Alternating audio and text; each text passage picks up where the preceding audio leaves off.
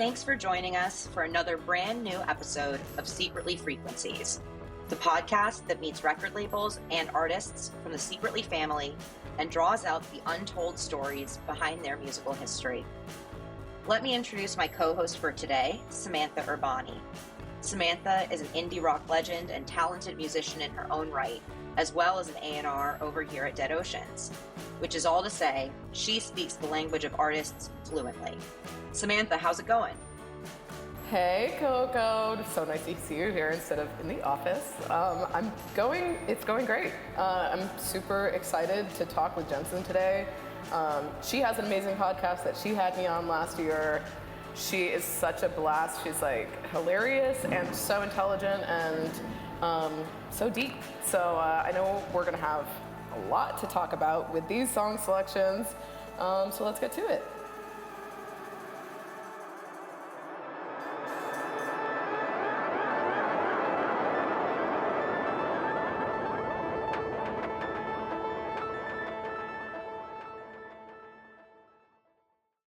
We're pleased to introduce today's guest, Jensen McRae, who released her second album, I Don't Know How But They Found Me, this past spring, and it's already landed on several critics' Best of 2025 so far lists. Jensen is touring the United States this summer and fall. She's fresh off the stage playing at the venerated Newport Folk Festival, and she'll also be making her feature film debut in Spike Lee's upcoming Highest to Lowest. And we know she likes to chat, because on top of all of that, she also hosts her own podcast called What Were You Thinking? Jensen, welcome. We're so pleased to have you today. Thank you for having me. That's actually the first time I've heard someone say anything about the movie out loud, so that was really exciting. I'm glad that I get to. We're very excited for you. It's like an amazing new thing. I mean, to say you're making your first film debut with Mr. Lee is pretty impressive. It's very cool, and I'm very excited to be here today to talk about all of the things that I am doing.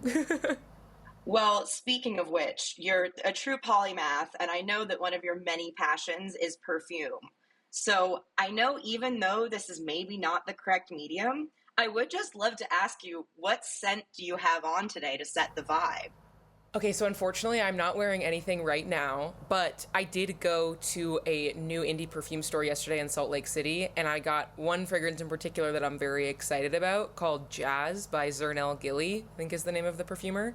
And it's exciting because it's a DJ turned perfumer, and all of the scents are inspired by music. So it feels apt that I picked that up.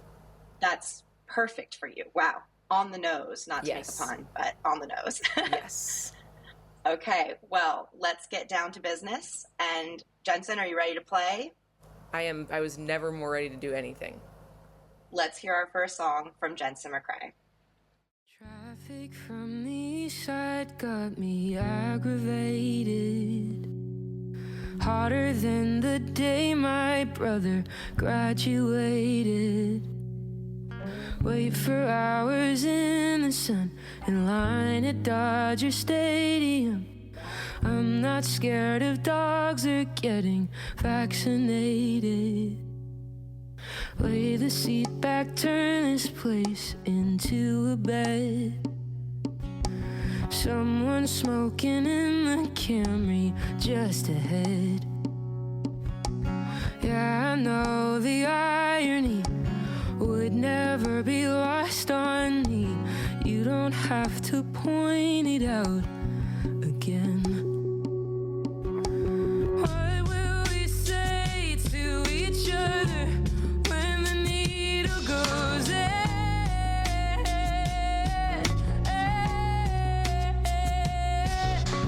What will we be to each other if the world doesn't end?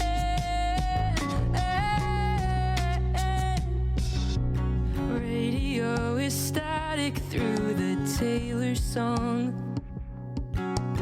Think a college football game is coming on. God, you hate top 40 shit, but as the sports preempted it, your mouth in my ear, you hummed along. What will we say to each other when the needle goes in?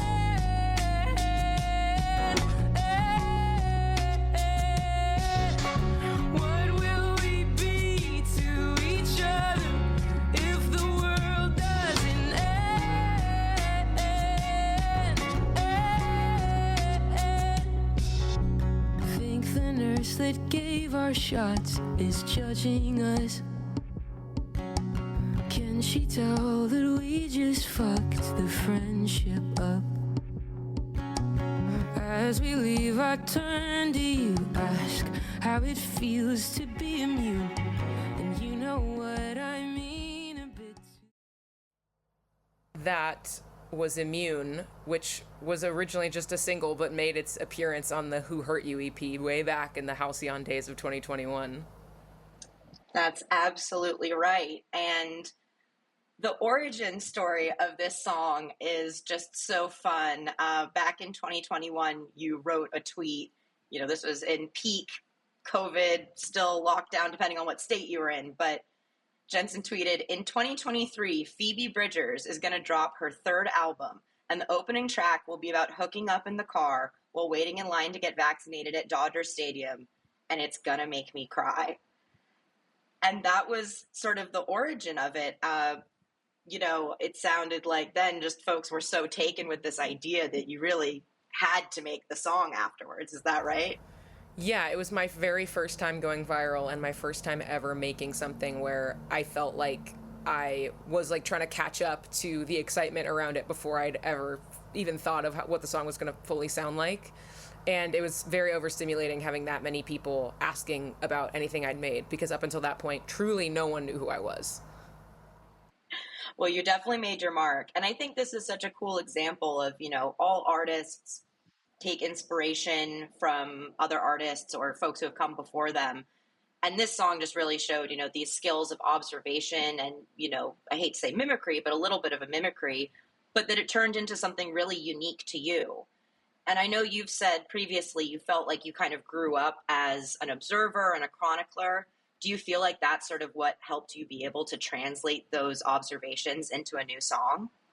Yeah, absolutely. Like, what I have always identified that way. And when I was in music school and taking songwriting classes, like, they emphasized a lot the ability to steal like an artist, and like how if you are able to successfully mimic your inspirations, you can eventually get to a point where you can become more generative and can figure out like what it means to sound like you and not just to be like a lesser version of your influences. But it's really valuable to like have as like a writing exercise, because that's really what that song was for me, was like, how can I make something that I feel like feels like Phoebe Bridgers, and like, can I push myself creatively within those constraints to be able to do that effectively in a way that like will resonate with people at like writ large. And it happened. So you just felt like it was just this kind of wave you had to surf, it sounds like. Yeah, it was very overwhelming, and I was just trying to like follow the momentum and like enjoy what it was for what it was. And I didn't know how long like the life cycle of Viral Moment was, so I was like, is this just going to be a thing that I have to think about and talk about for like a really long time? It's like, no, like a week. It's like a week or two, and then there's a new viral moment from someone else. And such a funny manifestation because, you know, right, like we mentioned, this was back in 2021, and now here in 2025, you and Phoebe are label mates on Dead Oceans. Yes, that is like it's unbelievably a dream come true for me. Like, I put it on a vision board in like 2019, and I can't believe it actually happened. Yeah, definitely a powerful manifester. Thank you. All right, I think we should listen to Jensen's next song.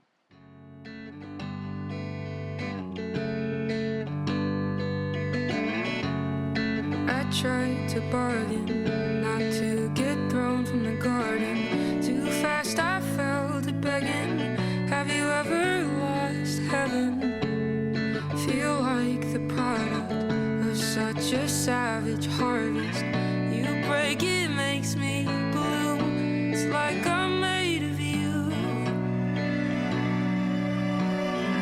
It's like I'm made of you. I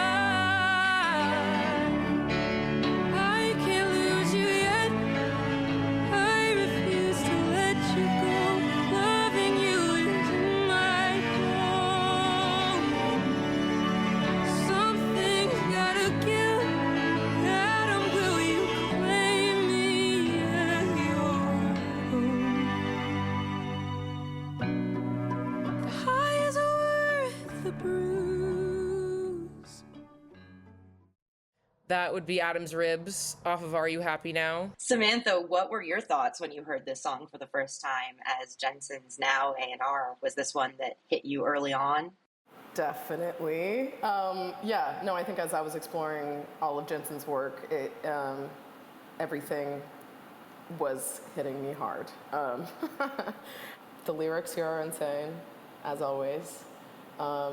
Jensen's ability to, I don't know, be like incredibly personal while also speaking on things that I think a lot of people feel and have a hard time putting into words, really like showed up for me here. Yeah, that's one of the things I wanted to ask you about Jensen in this writing. I mean, obviously using a biblical allegory for something that I imagine happened in your personal life is a big slide from the macro to the micro and back. And I think that's also comes across in the sound of this song. It's this very big feeling song, this lush production with strings. And my understanding is, you started working a lot on your own independently, singing and playing guitar. Maybe you could tell us a little bit more about learning to play music, your education in music, like you mentioned before. How did you just expand this world to go from playing by yourself, speaking solely about your own experiences, into this bigger palette with which to paint with? I have to attribute a lot of it to going to music school, because growing up, like, I took piano lessons and I was just writing songs alone in my room or in practice rooms at school, and it was like my escape from homework and from feeling socially alienated. And it was really just a tool to, really be in my own world and to process the world around me. And then when I got to music school, it was like everything was a collaboration. Like that was the point of being there, was to collaborate.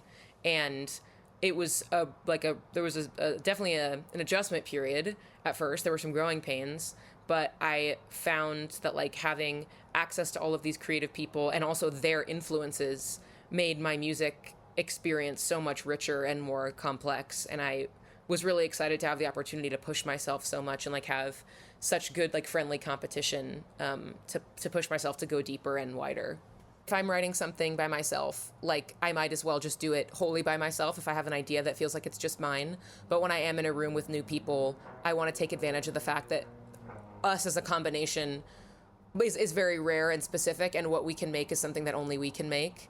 And as opinionated as I can be, like I really want to make sure I make room for other people's ideas, and I use like that rare opportunity for what it is and try to make something special, because that's going to make, if it ends up on the album, it's going to make the album feel more well-rounded and layered. I just want to jump in and attest to that, because I think that the way that a lot of collaborations work these days, people kind of can be put in a room together as, on the artist side and A&R side, I see that. And sometimes it can be clunky, or sometimes people are very like, they get nervous, so they have a way that they do it every single time. And I think something that's really cool about Jensen is that she's so present in the moment and very like lucidly seeing these intersections for the unique moments that they are. And I think that's hard for a lot of people. It's not that maybe other people don't want to do that. It's like a hard thing to do, is be that confident and that present, to be able to like put your vulnerable, true self forward in a room where you may have never gotten to know somebody yet. You probably have never worked with them before. But it's very disarming, I think, for Jensen's collaborators that she's able to do that. And it's really like where that sweet spot comes in. Yeah, and it's a great point of, you have to feel safe very quickly with people who you might not necessarily know that well, or not know how they approach writing together or working together creatively. And vast majority of the subject matter in your songs is very personal. It could be something that I could imagine could feel a little scary if you didn't have that confidence to start broaching with near strangers. Yeah, when I very first started doing writing sessions with other people, I was definitely terrified of that. And I didn't know how to share anything real and personal, but now it's like I just flop on the couch and like immediately get into it. And like I just am acclimated to that as part of the job. I'm like, that's the weird part of this job, and I'm gonna just enjoy it. Definitely a very unique part of the job. It's always, I don't know, me and a lot of people relate it to like going on a first date or something, which a lot of people have a terrible time with that. Some people think it's fun and a great challenge, and I'm always impressed. I'm like, damn, You can do it. Well, that leads us quite perfectly into some of the things I wanted to ask about with our next song. So let's hear the next song from Jensen McRae.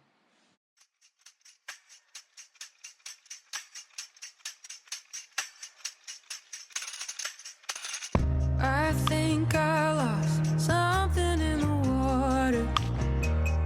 I tried to swim to it. I could not swim to it. Drowned in a dream that should have made me stronger. I tried to swim through it. I could not swim through it. Leave my body in the party early. Cry on the train playing Justin Vernon. Such a long walk back to 30th. I have the dream again. I have the dream again. My ego dies at the end. It's ego death. I live the dream like I still don't know what it meant. Who am I? I've lost the thread. My ego dies at the end.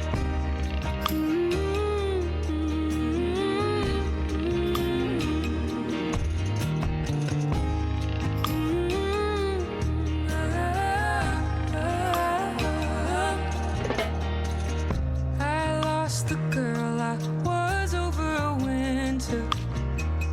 I tried to cry for it.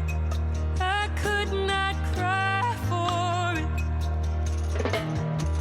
Sank down to search the bottom of the river.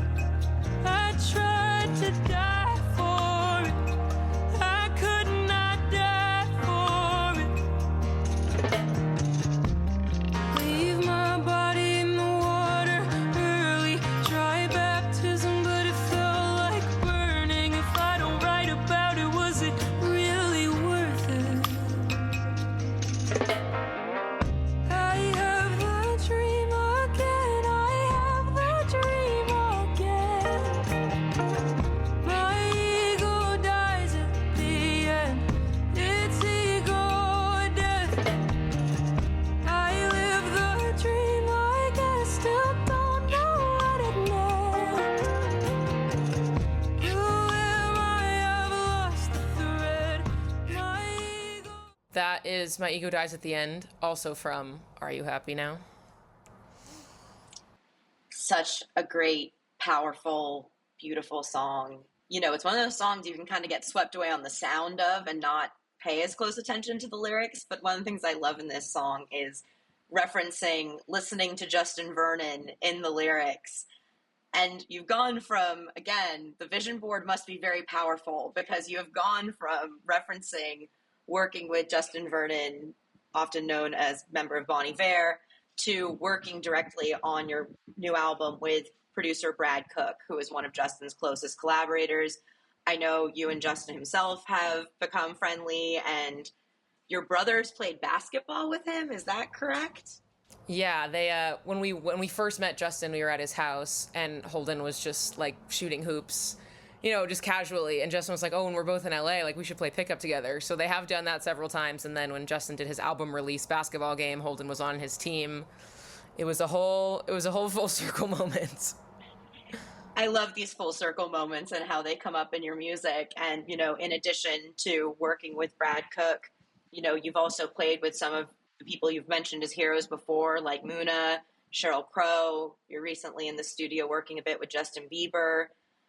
I mean, how does it feel at such a young point in your career to be working with some of these people and encountering these people as peers who you really looked up to for so long? Well, it feels like very affirming, of course, because it's like if I'm meeting these people and they want to spend any kind of time around me, I'm probably on the right path and doing the right thing. But it's also a really great reminder of like how much runway like I still have left. Like I think when I talk to my friends or like to young artists who are like, "Oh, you made it, like you met insert artist here. Like, you met this person or you were in the studio with them, like, you've made it. I'm like, no, not even a little bit. Like, I have so much more to do. Like, this is really just the beginning of the journey. And like, just having met the person is like, it's a great first step. And it's like, it is a great affirmation of like what I've already accomplished, but it just reminds me like, oh, these people whose careers I admire, they've done so much stuff that I still want to do. And it's a great kind of like gut check of like, are you ready to stay the course and like kind of persist in the way these people have persisted and continue to like grow towards like and build the careers that they've built, which is something that I've been thinking about a lot recently. And it's honestly nice to remind myself like how much there is still left to do and how I'm very much in like chapter 1 or 2 of this whole thing. Have you gotten any good advice from some of these folks who've been in the industry for longer, or any other folks who have, take you under their wing and said, hey, Jensen, marathon, not a sprint, or any advice like that you've taken on? There is definitely that. I think the biggest thing has always just been like to honor my intuition and like to focus on being the person who got me to this point, because I think like obviously be yourself is like the most cliche advice in the book, but like obviously when you start to get some momentum and success in your career, the temptation is like to panic for some reason and look outward and to try to get other people's ideas as to what you should do next. But it's like, well, the reason you even got this far is because of your instincts and because of your choices and your personality. And the thing that has been like reinforced and like praised by these people who I admire has always been like how in touch I am with myself and how strong of an identity that I have. And they're like, don't lose that. Like, don't stray away from that. Like, I'm inevitably going to keep changing. Like, I'm 27, so like hopefully I've got like a lot of like big changes left in like who I am and like the kind of art that I make. But at my core, I've been the same person for my whole life. And every time I remember that and I return to that, like that's when I make the best art and when I make the best decisions. And I feel like that's something that's been reinforced and encouraged a lot by the people I meet who are farther ahead in their careers than I am. I mean, being 27, you've got a Saturn return coming around the corner. It just started, and so that's fun, and I'm not scared. Yeah, so it's happening in my 10th house of career, which I understand to mean that like the big transformation in my life over the next 3 years is going to primarily be with work. And like, since Saturn is the planet of responsibilities and restrictions, it means that there's going to be like setbacks and disappointments, but by the end of it, I will be like taking on a new, more prominent and powerful role. So I'm like, I know what that means. I think I'm ready and it'll be fine, but who's to say? I guess I'll let you guys know in 3 years how it went. All right, schedule that in now, Coco, the 3-year follow-up. I mean, I gotta say, we've got 3 Virgos on this chat right now. But yeah, with all the manifesting you do, we definitely do have to check in 3 years and see the other side of the transformation. Because if it's anything like these things of putting these ideas out into the world of the things you want to happen and the career and the life you want to have and the way you put it into your music, I have no doubt in my mind. So speaking of that, one thing I would love to ask a little bit more about was your process of recording this album with Brad Cook as your producer. And how did you guys initially connect? And then what was the process like of getting really stuck in the studio together? That was a Chris Swanson special. He was like, I think this would be a really great matchup. And I was like, well, all the stuff that Brad's worked on has been pretty amazing. So if that pans out, then that'll be great. And from the first FaceTime call that we had, I just immediately felt like I was being perceived and treated as an equal, which like is obviously, it sounds like the bare minimum, but it doesn't always happen. Like, especially when you're meeting with like male producers who are older than you, like they may not always have respect and enthusiasm for your work. But I remember one of my favorite things that Brad said was like, because he had listened to the first album and then listened to the demos of the new one, and he was like, you've grown so much as a writer. And I really like that as a compliment, because I don't necessarily want someone just blowing smoke and telling me I'm the greatest writer alive, because it's obviously not true. But when someone is like, I can see how much work you've put in and how much you've grown, I'm like, that feels like a really genuine compliment. And it's all I want to do from one project to the next, is to have this substantial, obvious growth. And so I was really excited about going to North Carolina to work with him, even though I was also scared, because I was like, well, I've still never met this guy in real life, and I'm going to be in his studio for 10 days. And then again, it was like, as soon as we were in the same physical space, it was like, oh, this is my boy. Like, this is my buddy. And he treated my little brother with so much respect, which is also really huge for me, because like Holden, I think, is an amazing musician, and I was very hell-bent on having him play the keys on this record. And Brad just like really wanted to hear all of our ideas. He was very eager to like show us things and teach us things, but also to be taught and to like be brought into my musical world as I already saw it. And it was just an incredibly efficient and joyful process, which I don't think that those words necessarily always go together, but in my experience, they totally did. All right, let's listen to our next song.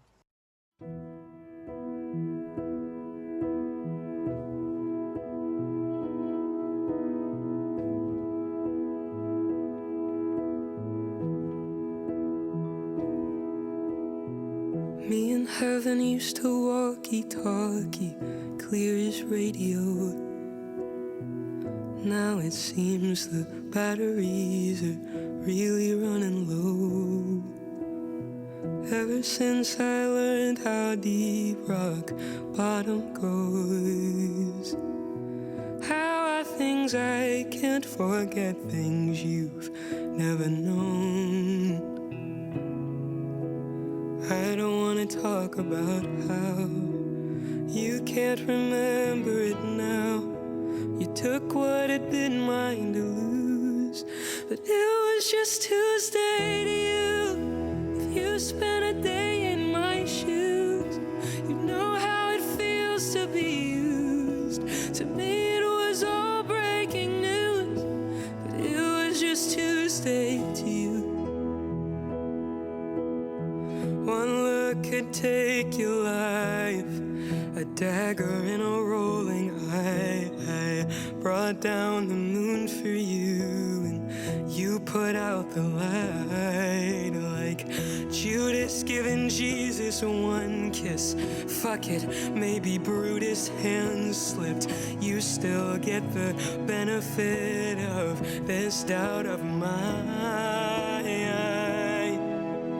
I don't want to talk about how you can't remember it now, how holding my hand left a bruise, 'cause it was just Tuesday to you. If you spent a day in my shoes, you know how it feels to be used.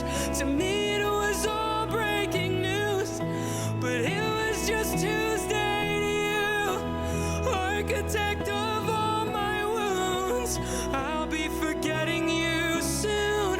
Till then I don't know what I'll do, 'cause it was just Tuesday to you.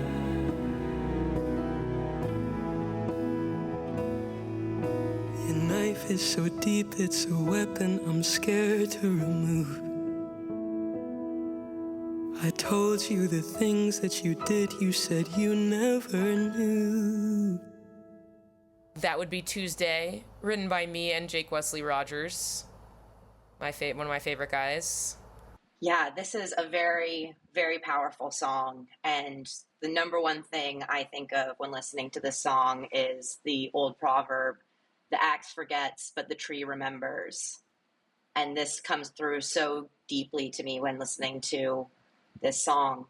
Could you speak a little bit more about what inspired you of this and how you felt to write such a personal and vulnerable song and release it out into the world? It was my first time writing with Jake. I had opened for him at the Troubadour like a year earlier, but we were having our first writing session, and we didn't even have an engineer in the room. It was just the two of us alone. And we started sharing a lot of really personal stories very quickly, which again is no surprise. And we shared kind of some stuff that we had in common in our past. And I said something along the lines of like, it's crazy how someone can do something that changes the trajectory of your whole life, but it was just Tuesday to them. And he was like, write that down. And I immediately went over to the piano, and I found myself, even before he said anything, I found myself writing in the style of Jake Wesley Rogers. Like I immediately was like, I want to make something that sounds like me doing an impression of him. And so that was kind of, I played the chords, I sang that first line. And then as we progressed through the song, like that was still kind of what animated it. And it was really exciting because I, for a long time, had this thing in my notes app. I had this line that said, like Brutus killing Caesar, like Judas killing Jesus. I like really wanted to put that in a song. And when we got to the second verse, Jake just casually was like, oh yeah, throw something like Judas giving Jesus one kiss. And I was like, what are you talking about? And he tells me the story of, I guess, Judas kissing Jesus before he betrays him. And I was like, okay, I have a line that I want to do about Brutus and Caesar too. And it was just like, he just was able to read my mind, and like we were able to fill in all these gaps with and for each other in a really beautiful way. And the song was so collaborative.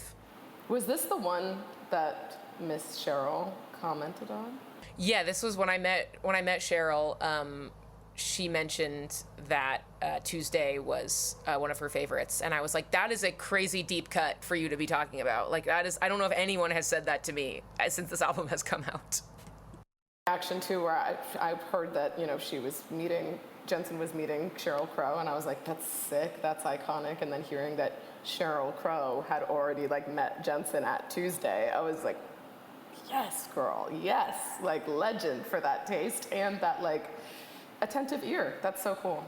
That continues to happen kind of no matter who says it. Like, whenever someone says like something about wolves or something about daffodils or something about make you proud, it's like I never know what to say, because it's like, oh, you heard that, okay, so you know all my deepest, darkest, and I guess now I know yours, because you're like, this song is about me, and I'm like, okay, so we're just two people who are complete strangers bonding over something incredibly vulnerable, and then this interaction is going to last 30 seconds, and then we're going to go our separate ways. What? And that is something that I've now just realized is, again, a strange part of this very strange job, is that you have that kind of experience constantly, and it's very beautiful, but it's also very disorienting. Absolutely. I can only imagine. Well, that is going to take us to our next song.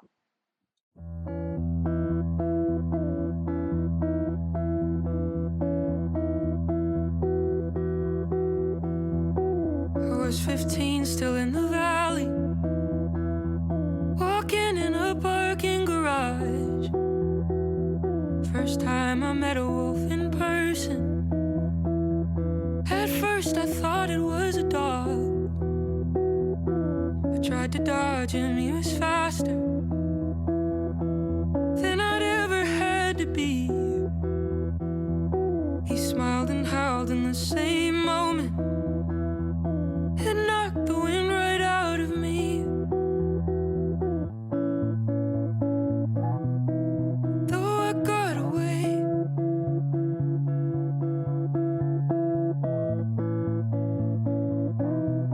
I never walked the same. Now I bury my smile and show no interest. Now I carry myself a little different. Now I avoid the woods. Now I know the wolves.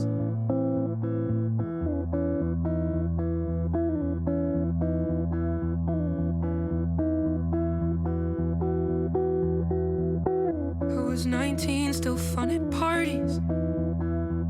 He plied me with shot after shot.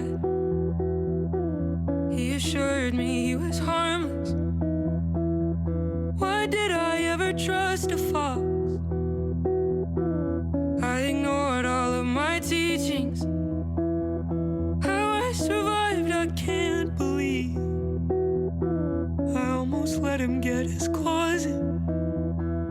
Still knocks the wind right out of me.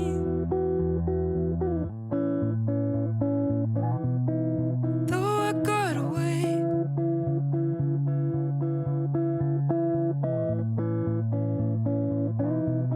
I never walked the same.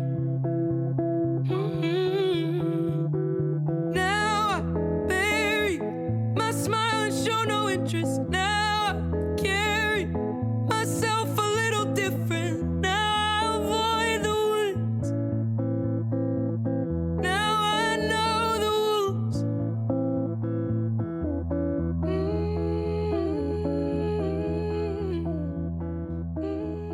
So that is Wolves, which was the second single off of Are You Happy Now? And one thing I loved watching the video for this is that you are in the video, but not in the typical lead that one would imagine for a singer of a song to be the lead in the video. You play more of a cameo at the end of the video as a member of this film crew in the film within the music video. I was wondering, was that a role you chose, feeling like you're getting to retell this story in a way that has more control? Just what led to that creative decision and how you wanted to visually portray this song? Well, when I wrote this song, like, it was very much like the story of the song is a story of like near misses in a lot of ways, and it resonated with a lot of people who had kind of been caught in the crossfire of a wolf in a way that at the time I had not. And I wanted to take myself out of like the central role in the story as a way of like making space almost for people who like had more profound and more painful experiences than I had had. And I also just like really liked the idea generally in making music videos of not being the star of them. Like obviously now like I've started acting, and so like I feel differently about music. Like I relish doing music videos and being the lead in them. Like it's much now more you enjoyable, like being the star in a different way. Yeah. But at the time, like when I had made one music video prior to this, and I was featured in it, but I still like I had all these other people acting in it. Like I was always trying to find a way to like not be the main focus of my own music videos because it made me uncomfortable, I guess. But I had this very vivid idea going into the music video process of like, there were a lot of other things that I wanted to try that like we couldn't do because of budget and time. But like one of the things was I really wanted to depict like a woman being abused on camera, and it's like what does that feel like to be a part of the camera crew? Like what does it feel like for the person who's like reaching inside of themselves to like display this most vulnerable of emotions and experiences, and then the cameras turn off and you just have to sit with what you just relived.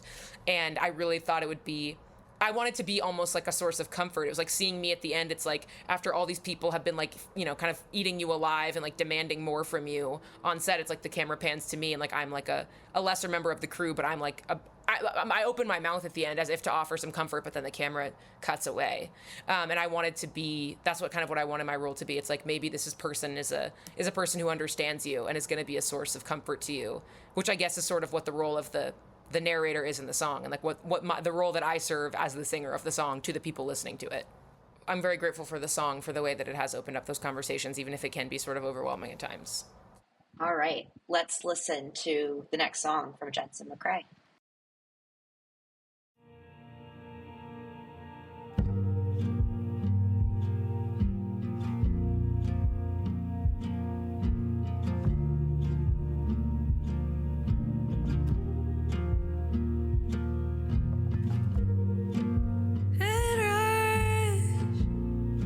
He steals space while I sleep and lets it go. He does cocaine off his keys and drives me home. He gets cleaned up, he takes another spill. The safety's off and I will foot the bill. He loved me once, I guess he got his fill. He cleaned my clock, he bought me daffodils.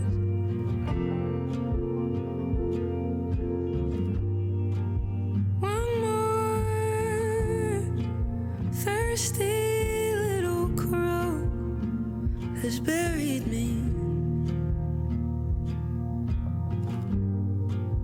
All yours, even if you go, and we barely speak. He's only drunk, he keeps me in his prayers. He wants me gone, he wants me everywhere. He loves me, but he won't die on that hill. He cleaned my clock, he bought me daffodils. He bought me daffodils. Cleaned my clock, he bought me daffodils. He cleaned my clock, he bought me daffodils.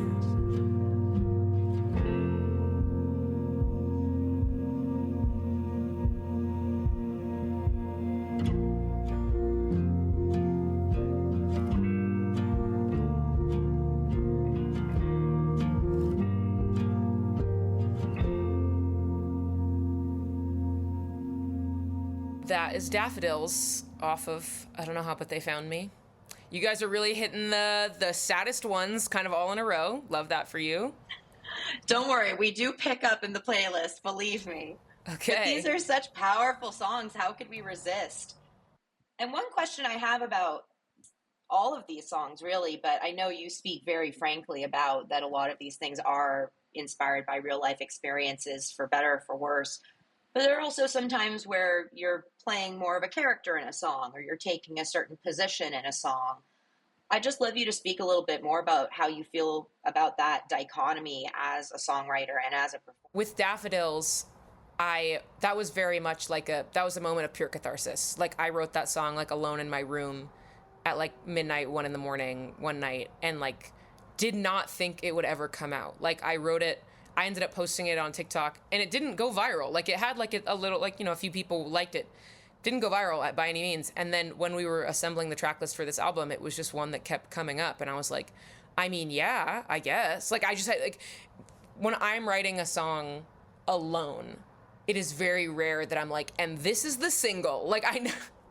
Like if I'm in a room with other people, like maybe I'm having the moment of like, oh, I can see a music video for this, or like, oh, I can see like what kind of photo shoot I'd want to do to market this, or I can see like what kind of playlist this would be on. Like because I tend to, when I'm with other people, to write like big pop songs. Like when I'm in the studio with other people, that's what I want to make because I can't do that by myself. When I'm writing alone in my house, it's like very much like either me practicing sharpening the instrument of being a writer, or it's me trying to process something that's happened to me. And so writing Daffodils 1,000% was like, this is for me to do. And I had to kind of turn it into something that I was like, okay, and now I'm gonna share it, and I am gonna perform it every night, and I'm gonna give this away, because really when I do put something out, it's like it isn't mine anymore. It doesn't belong to me, and it belongs to the fans. Yeah, you definitely share a lot with your fans and your listeners, and it sounds like it's a two-way street. You are given a lot from your following, and they chime in a lot on when you're posting snippets of things, or like you mentioned, you know, posting something on TikTok you've written yourself and seeing what the response is. Maybe you can speak a little bit more to that, about that two-way street and that experience of having had these viral moments and not so viral moments, but having a very engaged and opinionated group of people who you're delivering your songs to. I would say like 90% of the time I love it. I really like getting immediate feedback. I really like seeing what lands with people. I'm always curious as to what songs are going to go viral. It's really cool to know like that even before a song is done, that it already has legs.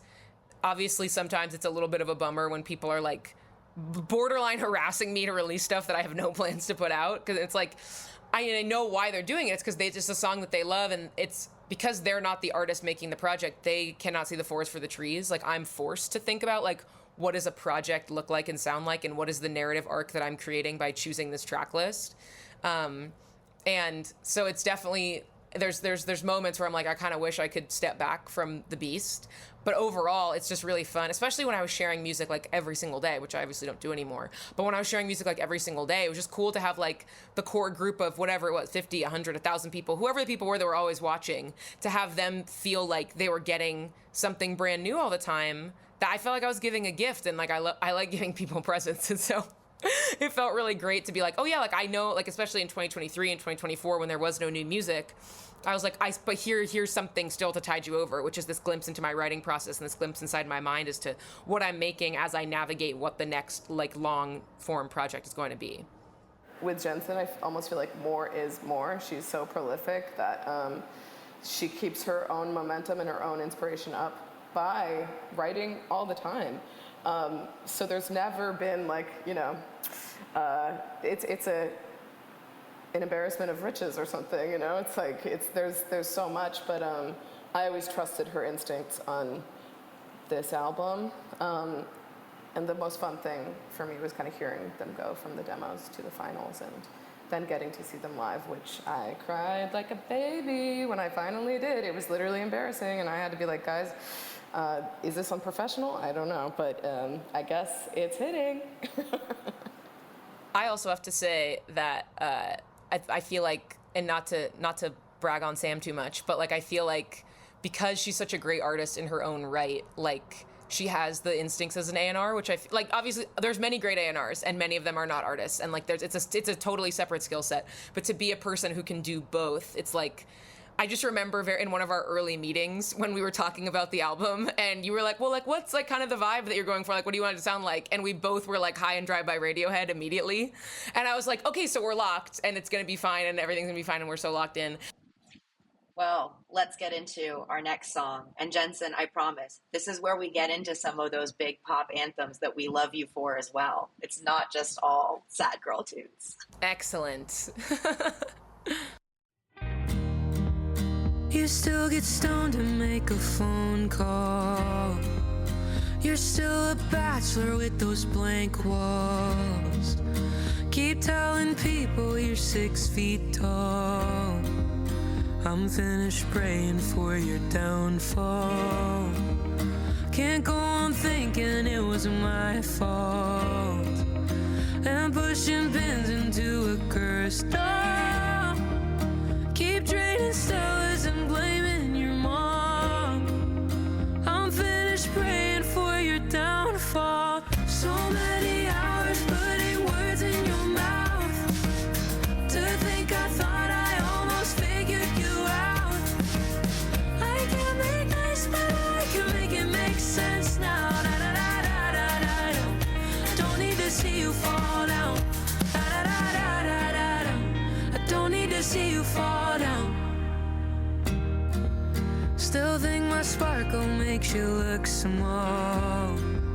Still think a fight can make a love false. Just keep doing whatever you want. I'm finished praying for your downfall. I can't keep begging for what I lost, and cursing tough love from a good God.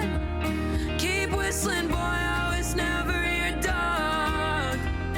But I'm done praying for your downfall. Praying for Your Downfall, which was the lead single off of I Don't Know How But They Found Me. One of my favorite songs ever. I think part of what people connect to so much in this song is it's very relatable, and it's not necessarily a breakup song, it's a moving on song. And it's also very funny. It's funny as hell. When I was writing the song, like, I wasn't intending to make it funny. Like, I didn't really know what I was writing, but like, I mean, I posted a clip before the song came out, kind of the writing process, like kind of my Taylor Swift getaway car situation, and like I was just humming the melody to myself over and over again, and I kept singing "I'm finished praying for your downfall." I knew I wanted that to be a line, and then I was like trying to just build around it, and I sang "Keep telling people you're 6 feet tall," and I was like, that's surely a placeholder, like I'm not gonna leave that in. And then I was like, well, or unless, like, sure, why not? There's no law against it. Like, you're allowed to say stuff, and like keep draining Stellas and blaming your mom. Like, that also like felt like a placeholder. But then I was like, or it's not. Like, I can, I'm allowed to like make. I realize I'm allowed to make jokes in my song in a way that I don't think I did really at all on the first album. But on this album, I was like, yeah, we'll crack Wise a little bit. Like, I can change him. Has some Wise cracking on it. Like, I realize there's room for all of it. I was going to say, yes, it's similar to like some dramedies or some films where it's touching on trauma, it's touching on, you know, the darkest things possible. If the writer is amazing, they can kind of poke a hole in that tension with a little bit of comic relief, and I think you can hear the thread of your voice and your thinking through this whole album so clearly, from the super earnest to the kind of like tongue-in-cheek moments. And it's part of what makes an audience feel so at home and comfortable getting vulnerable, because they know that it's going to be okay. We're going to like laugh about this on the next song a little bit, you know? Like, what makes the more intense and dramatic emotional moments hit harder, because like maybe you were just laughing a second ago and now you're crying, or like the song ends and you're crying and I'm doing my onstage banter and I crack a stupid joke and now you're laughing, and it makes the crying feel less scary and less like shameful, because it's like, well, I can switch and I can oscillate and I'm not just trapped in this like state of like emotional, like heightened emotional awareness. Like, I can go back to the surface and kind of tread water for a little bit. There's sort of that dichotomy almost even in the way you chose to title the song, a little bit hiding the humor and the joke a bit.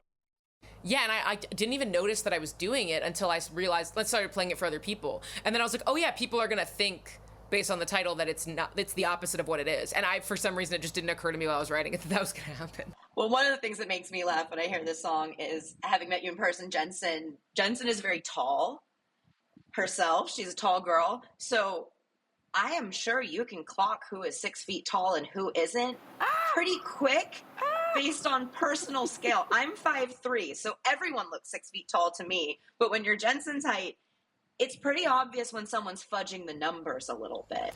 And let me tell you something. People love to fudge the numbers. The science is in, and the numbers are not. They're massaging the data. But what I think is so interesting about this line, like, not to get, well, no, this is the perfect place to get into the weeds about the meaning of the lyrics.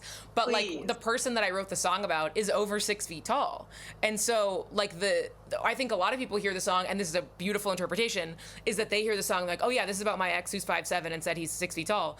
And that's beautiful. But the person I wrote about is over 6 feet tall. But to me, it's like saying that line to someone who is tall is like, and what else are you bringing to the table? You keep talking about how you're 6'1", and it's like, okay, yeah, I get it. And what else do you have going for you? And so it's like, it can kind of be both. It can kind of be a subversion of these things. Yes, yes. I have actually seen bios on dating apps that literally just say 6'1", and it's sort of like, and that's their whole thing. That's all they're bringing. Cool. That is actually making it so much funny for me, because like, you're basically just being like, yeah, keep talking about your height, weirdo. Yeah, it's fun to, I mean, every single line of the song was like, how can I cram like a very big and like specific observation into like the smallest amount of words as possible? Like, how can I tell you so much about this character that I'm writing about with this, like, each of these lines is like just a different bullet going out of the gun. And it was really enjoyable to think about how to do that. And, you know, take them down a peg while you do that masterwork of writing. Yeah, and like and the whole point is, it's like, yeah, I don't have to pray for your downfall because you are taking care of it yourself. That is the gift of music and the point of music, and why it's like kind of a bummer when certain artists get big enough and so much of their music release process is people trying to be internet sleuths and be like, this song's about this person and this line's about this restaurant that they went to, and it's like, well, but what is it about for you? Like, what do you think of when you hear that? Like, that's what matters. Like, that's why they made it. Like, they didn't, even if you think someone made something to air grievances, it's like that was maybe like number 9 on the list of reasons they wrote that song. Like, they wrote that song because they wanted to share a song with the world, and probably because they wanted to give their fans something to think about and to soundtrack their days and to mean something for their lives. And I get really excited that my fan base has been like, here's what it means to me, and I get to be like, yes, all it's like English class. Every answer's right. All of you are right. And I'm so lucky that you guys are thinking so deeply about this and coming up with all these interpretations that I couldn't have even thought of. All right, well, let's move on to our next song.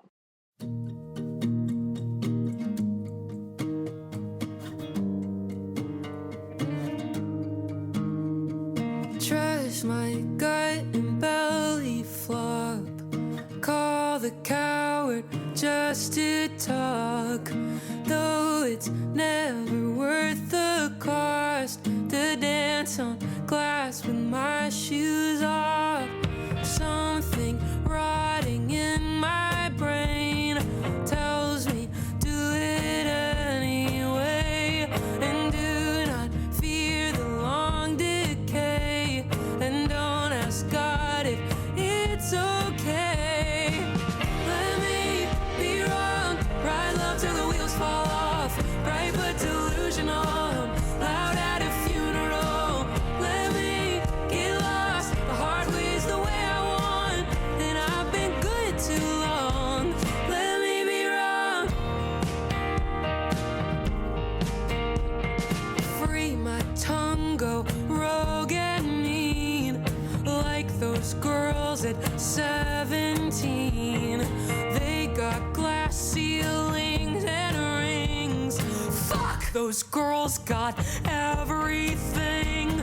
Something twisted in my chest says I'm good but not the best. When I was young, that knocked me out, but nothing really shakes me now.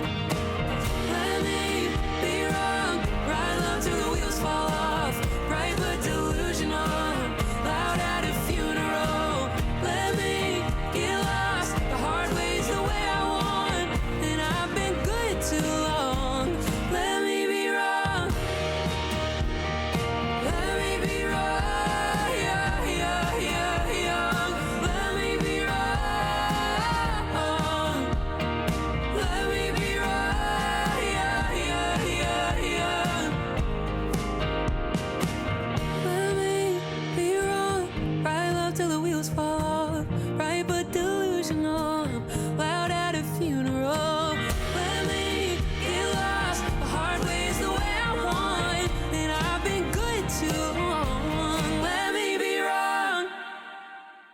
That is Let Me Be Wrong, and I hate to say it again, but another one of my favorite songs. I love that song so much. Well, at least we're picking some of the faves. I'm glad we're aligned. This is also one of my favorites, partly because, dare I say it, I think this is a punk song. Yeah. Yeah, I'm gonna tell my not- guitarist you said that. He's the punk guy. He's gonna be real jazzed about that. Certainly seeing this live, we all reacted to it like it was a punk song, and there's those great moments where everyone's singing along and you just feel like, you know, you could be at a DC hardcore show, Jensen. It's kind of that same energy. And I love this move away from a little bit of, you know, not quite the perfect, pretty sound that someone could maybe associate with your work, listening to some other songs or just looking at, you know, the visual aspects of your work. And as someone you've spoken about before, a tendency you've had towards perfectionism, which I think a lot of high achieving women can relate to. How does it feel to let yourself be wrong? And what does that mean to you, to let me be wrong? It's still scary and it's still hard. I'm still wrestling with guilt and I'm still wrestling with self-forgiveness. Like this song, like many songs I write, this song is a manifestation of like, yeah, I'm going to get to a point where I completely forgive myself and allow for all of that. I don't know that I'm all the way there yet. But it's, of course, also really freeing. Like when I'm doing something and I actively know like, hey, this isn't the best choice I could be making right now. But I'm like, but I think I still have to do it for the plot and also to like show myself as a form of exposure therapy, like, hey, this is a mistake and you're gonna have to pay for it, but you're not gonna die and the world's not gonna end. And like, that is what I think your 20s are for. I'm like, I only have a couple more years left in this decade. And I think I spent so much of it obsessing over being the perfect daughter and the perfect sister and the perfect friend. And I inevitably made mistakes anyway, even while I was trying to be perfect. So I'm like, what if I just stopped trying? What if I just didn't even worry about that? And sometimes I do stuff I know is wrong and just get good at apologizing and just get good at being self-aware and atoning for when I do mess up and like acknowledging and making space for other people to be upset with me and healing through it anyway. Because I've had conflict with people that we have to move through with my family, with my friends, like we have fights. And it's like, I was always so scared of that. I was so scared of conflict, and now I'm like, no, bring on the conflict because the relationship's gonna get stronger. And as opposed, like, I don't know if I ever identified as a people pleaser, but I extra don't identify as a people pleaser anymore. Because like that has never served me, and no one has ever been pleased. And I feel like the people in my life are the happiest with me when I'm like when I get really real with them. And when I can be like, yeah, so hey, I did this thing and maybe you don't like it. And a lot of times, first of all, they're like, I actually don't even care, you're fine. Or they're like, yeah, that's not the best, but like, I love you. And like, no one ever expected you to make perfect choices all the time. And this is one of these songs that to me, right, feels very big, very pop. You know, you mentioned your guitarist being into the punk vibe and kind of contributing that little bit to the song. Can you tell us a little bit about how this song was written? Was this a collaboration or was this one that you came in with a lot of it done by yourself and then built upon? So all I had was the title. I wrote this with Andy Seltzer. It was our first time meeting, and the day before I'd actually had a not good session. Like I was writing, I don't know if it was for myself or for the person who came into their studio. Either way, their vibe did not match my vibe at all. And I was feeling kind of discouraged because I don't have bad sessions very much. Like I would say like 95% of sessions I've had, even if the song doesn't turn out great, like the energy in the room was like good and like everyone liked each other. So I was feeling very weird and discouraged. And I went in the next day and I was with another new person. And immediately I was like, oh, this is going to be a good day. This one's going to be fine. Even if the song isn't good, like the energy in here is good. And I knew in the back of my head I'd been wanting to write a song called Let Me Be Wrong for ages. And I didn't fully know what I wanted it to be, but I was like, I think I know the kind of general contours of it. And I was like, I want to make my version of I Want to Get Better by Bleachers. That was like kind of the guiding light. And I also had just come off of tour with Muna where I'd been singing Silk Chiffon with them every night. And I was like, I want something that feels that's that much fun. And so we started doing it. And I just started playing the guitar part immediately. The words it was just very fast. Like even though I had not had a plan going in, it was like as soon as I got into the room, it was like, boom, the whole song came out like a bullet. Yeah, I mean, I think it's pretty punk to have a room full of people yelling fuck back at you when especially you're playing your song. Especially because they're mostly all do-gooders. Like my fans are such like sweet, good, well-behaved people, and I feel like that's what we need. Like I'm not like, and this is no offense, but like we're not like the cool kids at my shows. Like this is not like the This is not the cool kids who were smuggling cigarettes onto their high school campus. Like, no, we were all getting good grades. We were all a pleasure to have in class. And this is our moment. This is our moment to like freak out a little. Well, it's very true. I mean, I think one of the things also that you'll observe if you go to a Jensen McRae show live is you hand out masks for people to wear. I know that you have had issues with chronic illness and you really take that very seriously. And to be in 2025 when many people go, oh, that's over, we don't do that anymore. And to be at a show and, to have your mask on and be looking around at so many people around you who are taking that consideration for not just you as the artist, but also, the fellow concert goers, it takes a certain type of fan to do that and not think twice about it or argue about it or make a fuss. And can I say something? There is nothing more punk than wearing a mask in 2025, because the whole point of punk is to be like nonconformist. And anytime you make a choice, unfortunately in this like climate of the world, making a choice to care about people is always going to be the most punk thing that you can do. So if anyone was wondering how to be more punk, it's wear a mask and just do general community care and mutual aid. That is the most punk stuff out there. And I never thought I would associate myself with being punk, but now I'm like, no, I am. I absolutely am. Hard agree. I've always said that being like compassionate is like... Being compassionate is punk. It's punk. It's like countercultural. It's like pushing back, so the compassion and the empathy is the strong fuck you these days. Yes. And like, just the way that I see my fans like holding each other at shows, and like when I played like a record store show in London, and then I was doing a signing after, and these girls came up to me in line and they were like, oh, we became friends like at your show, and like now we go to your shows together. And I was like, stop, I can't, it's too cute. Come for the songs, leave with the community. Yes. And we're doing bumper stickers now, and it's gonna say that. I love it. All right. I hate to say it, but we're coming to our final song. When someone tells me they're from Massachusetts, now I always ask what part. I wonder if you kept the Pilgrim ashtray, if it's still propped on your bar cart. Could make a grand offer the chain you bought me, but goddamn, it's not for sale. When someone asks me who's my favorite Batman, I'll think of you and say Christian Bale. As long as I live, I'll remember the names of your favorite beers and your video games. The look on your face when you turned 26 and your dad got too stoned, yeah, that one's gonna stick.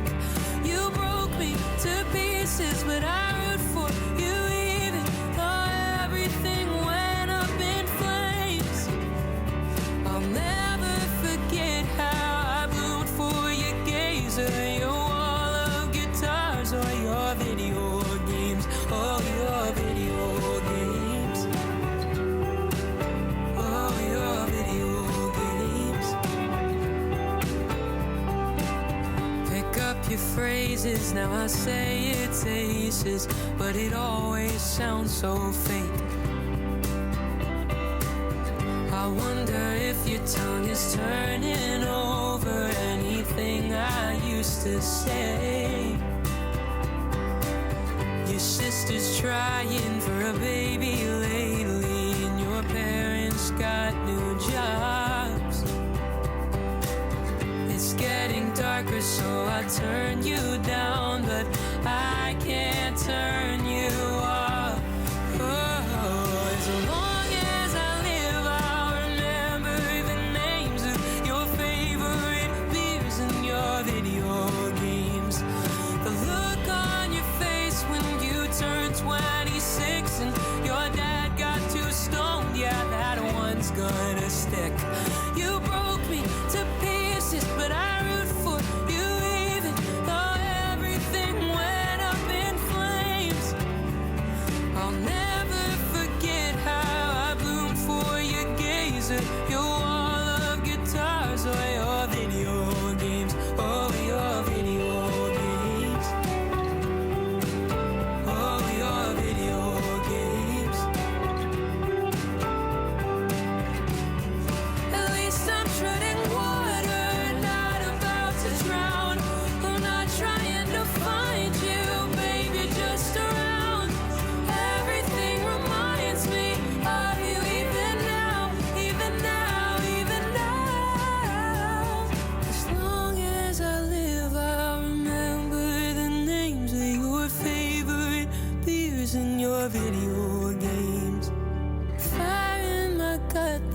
I've chased ever since you set the bar. You're gonna stick. That is Massachusetts.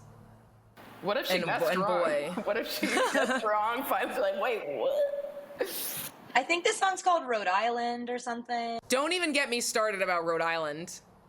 Well, this is a song, obviously one you're very well known for, Jensen, but also one of the things I wanted to discuss about this song is that, as you mentioned before about packing in details about someone into a lyric or into a couplet, this song reminds me a lot of some Joni Mitchell songs like Raised on Robbery or Carrie, that you just get a whole sense of this character and this person that she's singing about.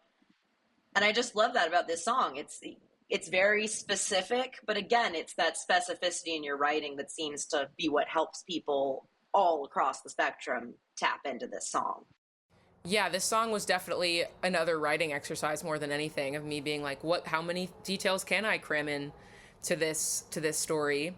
And it was another song that I did not ever in a million years think I was going to put out. And it was only when it became so much bigger than me and became this phenomenon that I was like, oh, I guess I do have to share this song in some kind of finished format with the world. Yeah, you basically got cyberbullied. By like everyone in the world. Well, what's interesting is that when I wrote the song, I was like a year removed from the situation that I was writing it about. So I already felt like emotionally capable of handling it as a song. It was more so that I just didn't understand why people wanted it. Like, I was like, it's so specific. And even though I have so many songs that I love that have these specific details that are basically meaningless to me, like in a specific way, and they're more meaningful in a symbolic way, I still didn't really understand like why this song was one that people wanted to have. And so it took a long time of people campaigning for me to acquiesce to their wishes, because I guess I didn't believe them. I'm like, you guys aren't gonna listen to this if I put it out. No way. And then they did.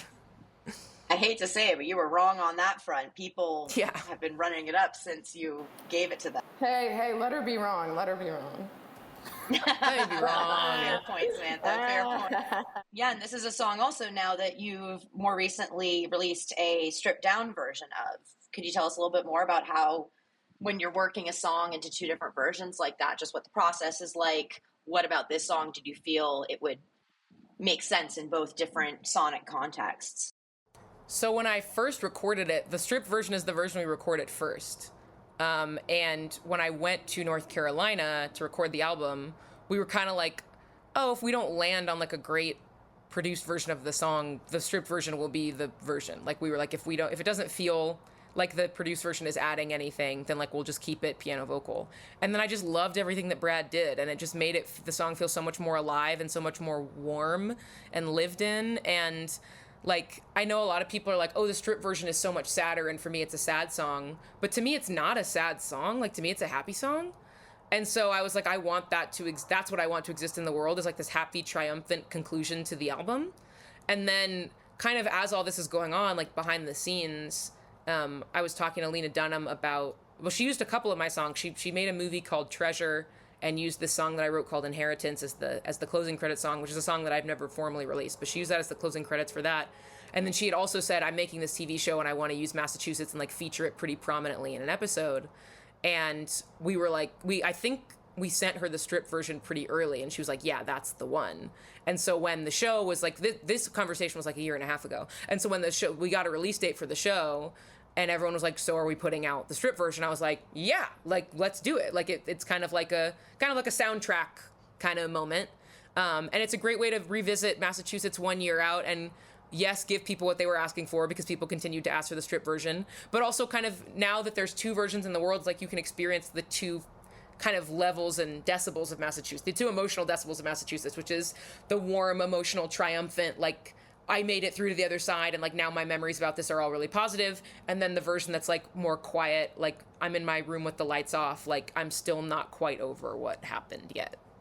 Another really good friend of mine went through a breakup earlier this year, and their partner is from, you guessed it, Massachusetts, and they're like, I actually am not ready to listen to the song right now, but when I can, I will, and it's gonna really hit. But for now, I actually can't even think about that song without crying. And I was like, girl, it's gonna be waiting for you when you're ready. Literally, like, Jensen is here when you need her. Like, that is definitely a fact. It's not going anywhere. It's staying up on the streaming platforms. You can get a vinyl, and you can unwrap the vinyl the moment that the healing has really begun. Whatever you need.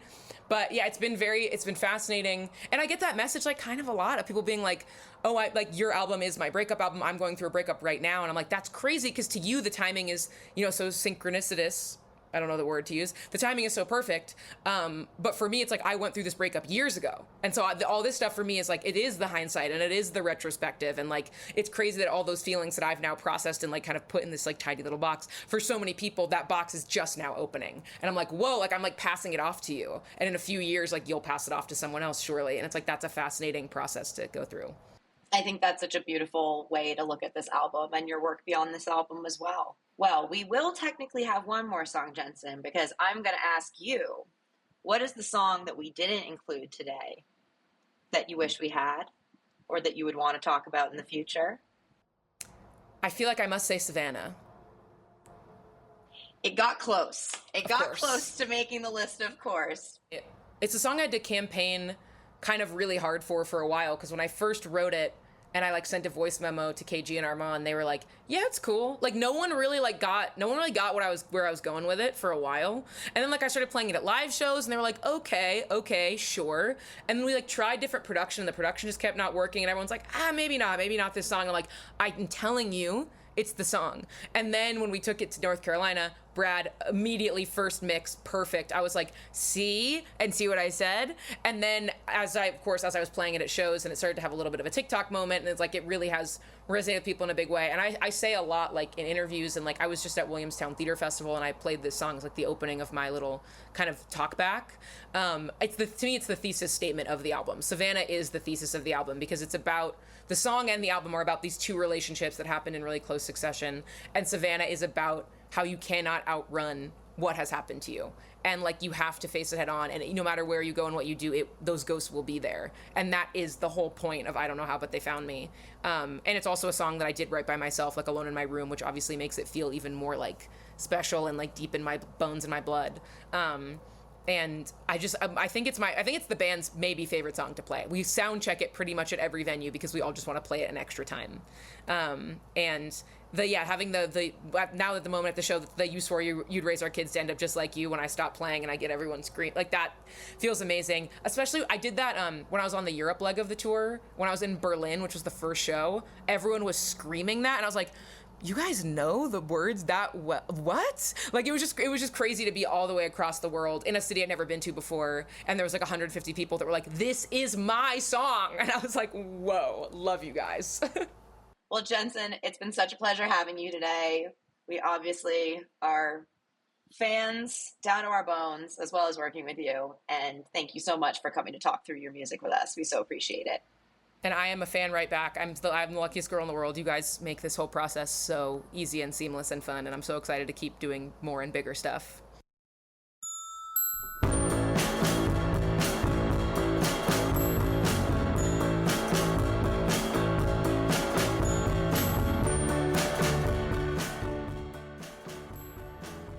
You have been listening to Secretly Frequencies.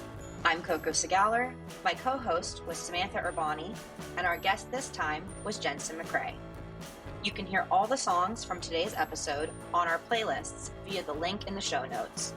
Check out the Secretly Frequencies archive for shows with Ghostly International, Jag Jaguar, Numero Group, Sharon Van Etten, Unknown Mortal Orchestra, and so many more. Thank you so much for having me. That was a blast. The Secretly Society podcast is an original production of the Secretly Group. The project manager for the Secretly Society podcast is Coco Segaler. Robbie Morris is the creative director. And look out for more from the Secretly Society wherever you get your podcasts. And to play you out, at Jensen's request, we'll leave you with her song Savannah from her album, I Don't Know How, But They Found Me, out now on Dead Oceans.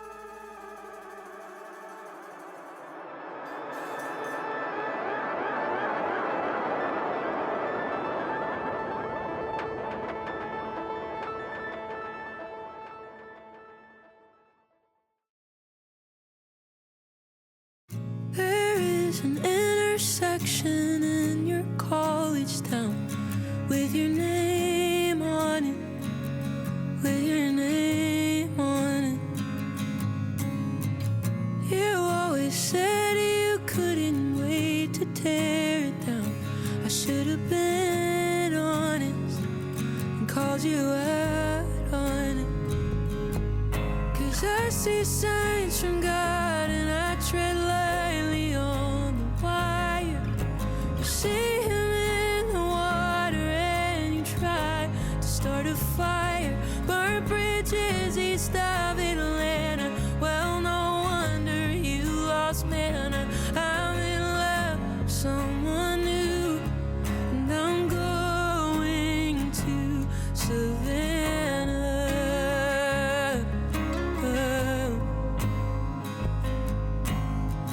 There is a bar you're not allowed in on Bellevue, a bloody-faced comet. You were a time bomb, man. You swore you'd raise our kids to end up just like you. Well, you're a false prophet, and that's a goddamn promise. 'Cause I see signs from God and I tread lightly on the wire. You see him in the water and you try to start a fire. Burn bridges east of Atlanta. Well, no wonder you lost manna. I'm in love with someone new, and I'm going to Savannah.